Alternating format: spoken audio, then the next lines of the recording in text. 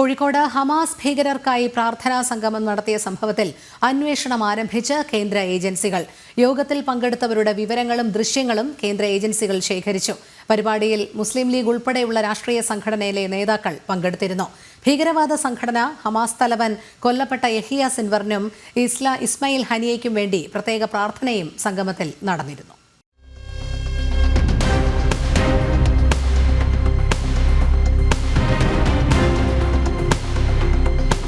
കഴിഞ്ഞ ദിവസം കോഴിക്കോട് കടപ്പുറത്താണ് നിരവധി ആളുകളെ പങ്കെടുപ്പിച്ച് ഹമാസ് തീവ്രവാദികൾക്കായി പ്രാർത്ഥനാ സംഗമം നടത്തിയത്.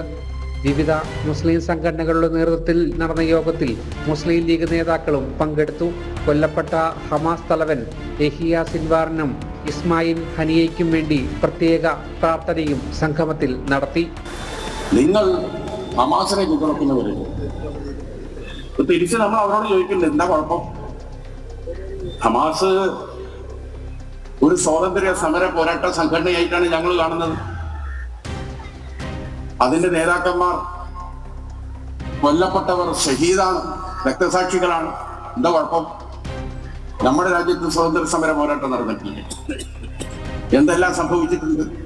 എന്നാൽ ഈ വിഷയത്തെ ഏറെ ഗൗരവത്തോടെയാണ് കേന്ദ്ര ഏജൻസികൾ കാണുന്നത്.